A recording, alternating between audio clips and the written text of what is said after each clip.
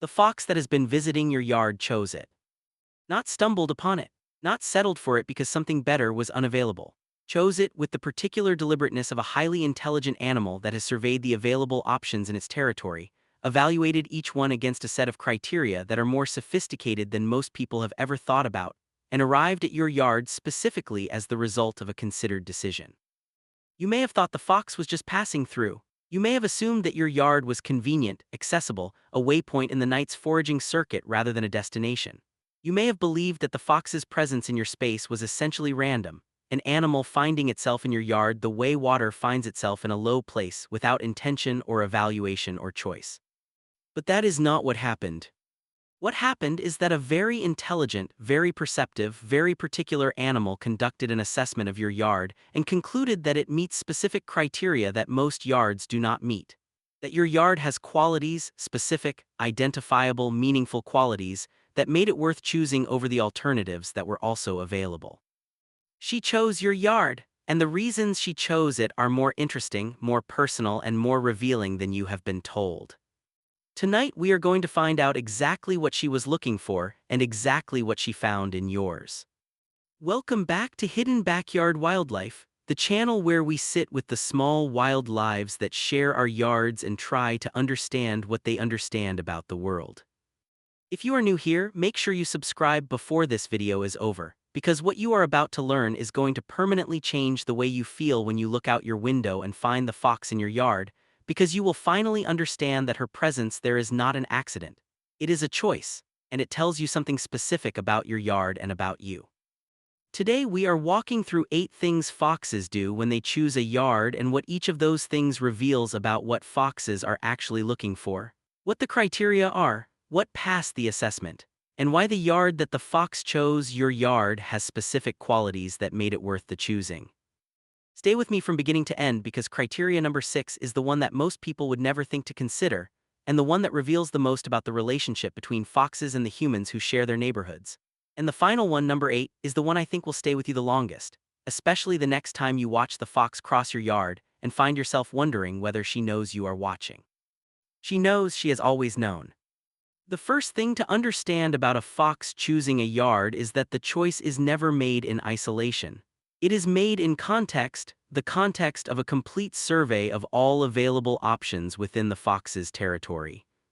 Before your yard was selected, every yard within the fox's operating range was evaluated. The fox did not arrive at your gate one night and decide on the spot. She moved through the neighborhood over days and weeks, reading each property in the way that only a fox can read a property, through the layered information of scent, sound, visual geometry, and thermal signature that her extraordinary sensory system processes simultaneously. Researchers studying urban fox territory establishment have found that foxes exploring new residential areas demonstrate a systematic survey behavior, moving through the available properties in a pattern that covers the full range of options before concentrating activity in the selected locations. The selection is the endpoint of the survey, not the starting point. She evaluated your neighbor's yards. She assessed the properties on the street behind yours. She read the park at the end of the road and the garden center 2 blocks over and the school grounds that back onto the far end of the neighborhood. She compared, she considered, she weighed the specific characteristics of your yard against every other option available to her in the geographic range she was working with. Your yard was not the first she visited. It was not the only one she assessed. It was the one that, having assessed them all, she kept coming back to. The fox in your yard is not there by accident. She is there because she looked at everything and decided this was the best of what was available. That is a different thing entirely from simply showing up. That is a verdict. Before a fox chooses a yard, she reads it. Not visually, not the way you read your own yard, surveying it with your eyes and understanding it through its visible features. She reads it through its scent, which is a fundamentally different and much richer form of information. The scent history of your yard contains the record of everything that has lived there, visited there, or passed through there in the recent past. Every animal, every human, every interaction between animals and humans, every food source, every territorial claim, every event. Researchers studying olfactory information gathering in urban foxes have found that foxes conducting initial assessments of new territory spend significantly more time in olfactory investigation than in visual or auditory investigation. with scent-reading behavior often comprising the majority of early exploratory visits to a new location. She knows what other foxes have visited your yard and what those visits were like. She knows what other animals use your space and how they use it. She knows whether there has been active pest control. She can read the specific chemical signatures of baits and traps. She knows whether a cat uses the space regularly and what kind of cat it is. She knows the human history of the yard through the chemical record of your presence on every surface you touch, every path you walk, every object you move. She knows approximately how many people live in your household. She knows the approximate age profile of those people. She knows the dog if there is a dog. All of this was available to her in the scent record of your yard before she ever made a decision about whether to stay. And the decision to stay was made, at least partly, on the basis of what that record told her about what kind of place this is and what kind of people are in it. This one is the most practical of the criteria and the most immediately obvious, but it is more sophisticated than the simple presence or absence of food would suggest. Foxes are omnivores with a highly variable diet and the particular foraging intelligence of an animal that has been living alongside human habitation for thousands of years. They eat small mammals, birds, insects, earthworms, fruit, berries, and a remarkable variety of human food waste. What they are looking for in a yard is not a specific food, it is a food profile, a combination of food sources that together meet the fox's nutritional needs across the year. Researchers studying diet and territory selection in urban foxes have found that foxes select home ranges that offer not just overall food abundance but dietary diversity, with individuals demonstrating consistent preference for territories that provide access to multiple food types rather than territories dominated by a single food source. She assessed your yard for the earthworm density in your lawn. Foxes can hear earthworms moving through the soil and can detect them through vibration. She assessed for small mammal activity, the signs of mice or voles that make your garden edges worth investigating. She assessed for fruit, whether your trees or shrubs produce anything edible across the seasons. She assessed for bird feeding stations and the seed spillage that accumulates beneath them. She assessed for the particular category of food that urban foxes have learned to rely on, the human food waste that cycles through residential neighborhoods in a reliable and predictable pattern. She is not a simple opportunist eating whatever is in front of her. She is a planner, an animal whose survival depends on knowing what each part of her territory will provide in each season of the year and positioning herself accordingly. Your yard was assessed not just for what it offers tonight but for what it will offer across the arc of the seasons. The food assessment was longitudinal. It was about the whole year. In your yard past. A fox does not choose a yard simply because it has food. It chooses a yard because it has food and it is safe. And the safety assessment is as rigorous as the food assessment, perhaps more so because no food source is worth a yard that cannot be survived in. The fox's safety assessment of your yard is three-dimensional and multi-layered. It involves the physical geometry of the space, the entry and exit points, the sections of fence that offer quick access to escape routes, the areas of ground cover that provide concealment, the sightlines from the main areas of human activity in the house to the main areas of fox activity in the yard. It involves the acoustic profile of the space, whether the background noise level makes it easy or difficult to detect approaching threats. It involves the social profile, whether other predators use the space, whether the dog or cat that shares your household represents a genuine threat to a fox of her size and capability. Researchers studying habitat selection in urban foxes have found that foxes weight safety features very heavily in territory selection, with individual foxes demonstrating consistent preference for yards that offer specific structural safety features including multiple exit routes, adequate ground cover, and predictable human activity patterns that allow the fox to schedule her visits around low-risk windows. She mapped your yard for exits before she mapped it for food. The gap in the fence she knows about. The low section of wall that gives her access to the neighbor's garden if something goes wrong in yours. The dense shrub at the back of the property that she can disappear into in 2 seconds from any point in the main open area. The angle of the kitchen window relative to the compost bin that gives her visual warning of approaching humans before they can reach her. She did not walk into your yard, she walked into a space she had already determined she could walk out of, from any point, in any direction, in any situation that was likely to arise. She chose your yard partly because your yard is safe. And your yard is safe partly because of the way you have arranged it, the way you use it, the particular combination of your household's habits and your garden's structure that adds up, from the perspective of a fox doing a safety assessment, to a yard that can be trusted.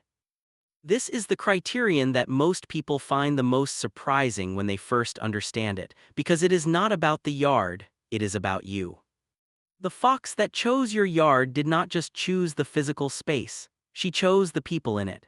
The specific household, its size, its schedule, its particular patterns of behavior in and around the outdoor spaces was a significant factor in the selection. Urban foxes exist in complex long-term relationships with the human households whose territories they share. These are not casual, interchangeable relationships. Researchers studying individual fox-human interactions in residential neighborhoods have found that foxes maintain stable, long-term associations with specific households, returning consistently to the same properties at the same hours for years at a time, and demonstrating behavioral responses to specific household members that are differentiated from their responses to strangers. She assessed your household's schedule. When do the lights go off? When does the dog go in? When is the yard reliably unoccupied? When does the person who comes out at midnight with a flashlight tend to appear? She built a model of your household's temporal patterns that tells her when your yard is safest to be in and calibrated her visit timing accordingly. She assessed your household's temperament, whether the people inside come outside when they hear something in the yard, whether they make sudden movements or loud noises or behave in the ways that trigger a fox's threat responses, whether the household is the kind of household that is likely to take active measures against a fox's presence or the kind that will leave her alone.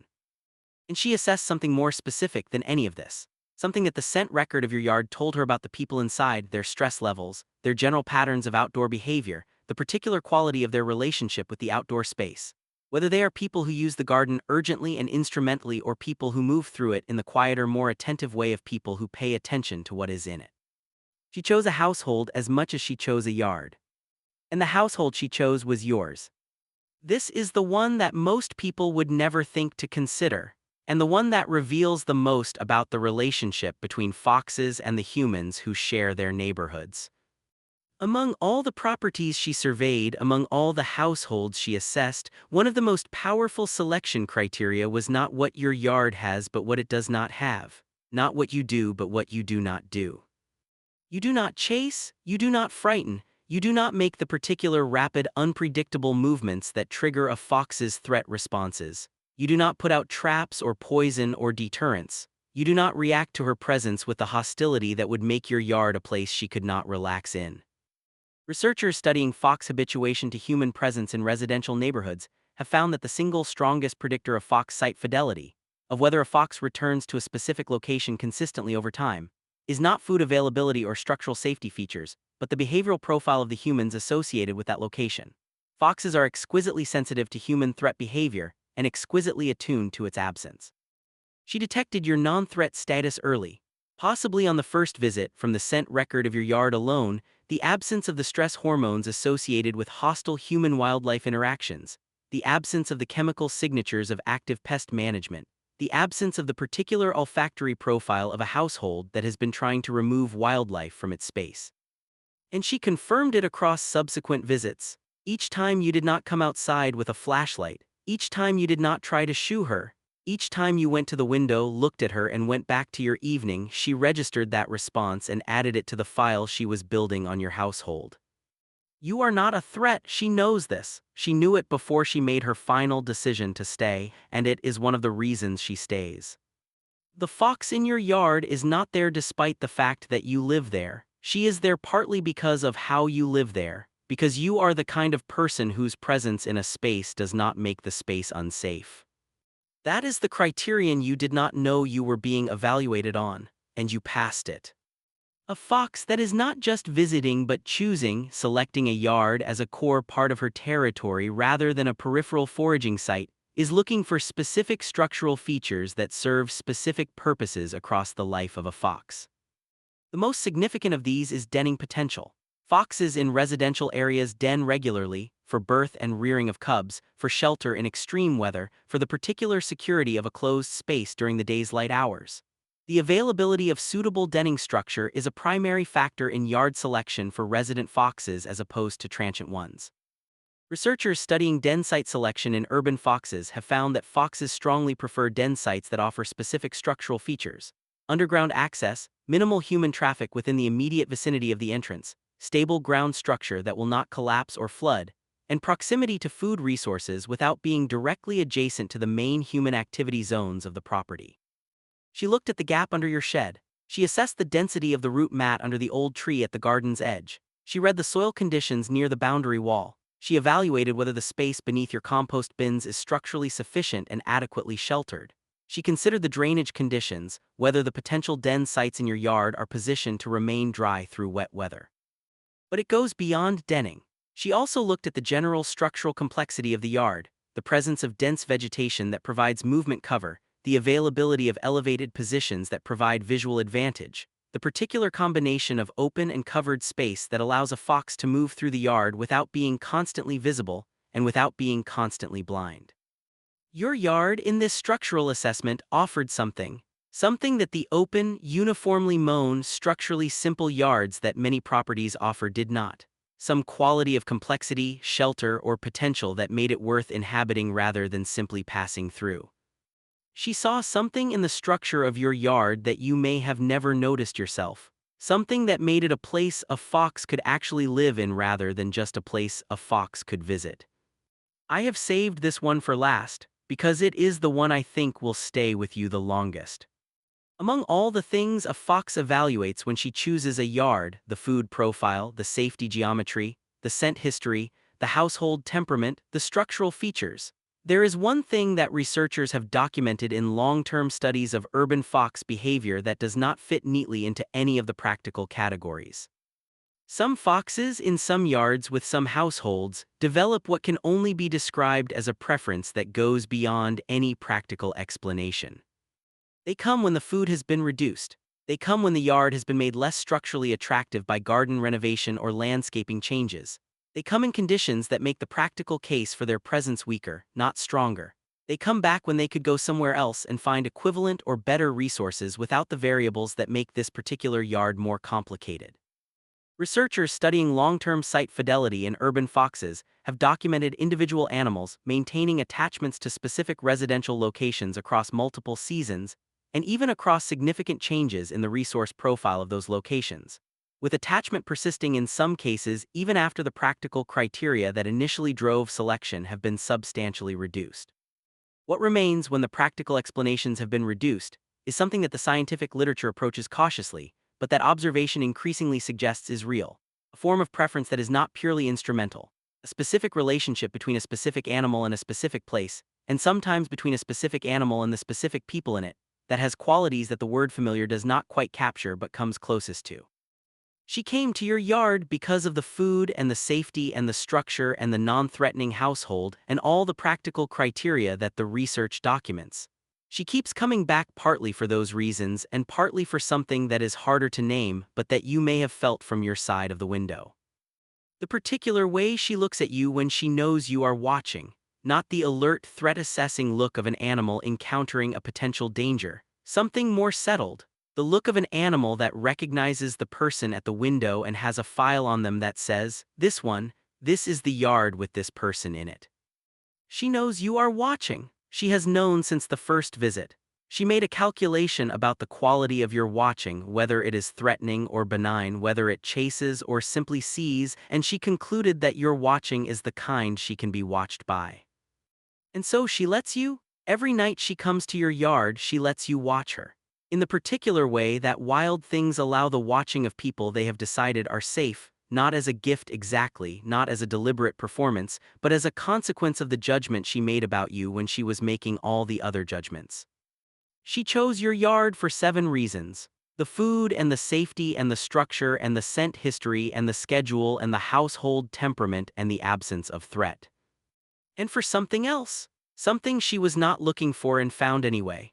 Something that is not in any research paper but that you will recognize immediately when you see her at the edge of your garden in the last light, looking back at you with the particular calm of an animal that has decided where it belongs. She chose your yard, she keeps choosing it, and in the choosing she has made it in some quiet, permanent way hers. That is not a story about fox behavior. That is a story about what it means to be chosen. About the particular dignity of having a very intelligent, very perceptive, very careful wild animal assess everything available to it and decide that your specific yard with your specific household with the particular combination of your specific self and your specific outdoor space is where it belongs. She assessed everything. She chose you. Before I go, I want to ask you something, and I want you to answer in the comments below. When did the fox first appear in your yard? Did it take you a while to realize it was coming back regularly, that the visits were not random but consistent, that the same animal was returning at the same hours? And when you finally understood that it had chosen your yard, how did that feel? Tell me about it. When was the first time? What did it do? What did it feel like to realize it had decided to stay? The stories this hidden backyard wildlife community shares are some of the most extraordinary I read every week, and every single one of them matters. If anything in this video changed the way you feel about the fox in your yard, share it with someone who would understand. Sometimes the right perspective at the right moment changes what we notice for the rest of our lives. Thank you for being here at Hidden Backyard Wildlife. Tonight, if she comes, and she may come, look at her a little differently than you have before. Know that the presence of her in your yard is the conclusion of an assessment, a verdict, a choice. She assessed everything available to her, and she chose this. She chose you. I will see you in the next one.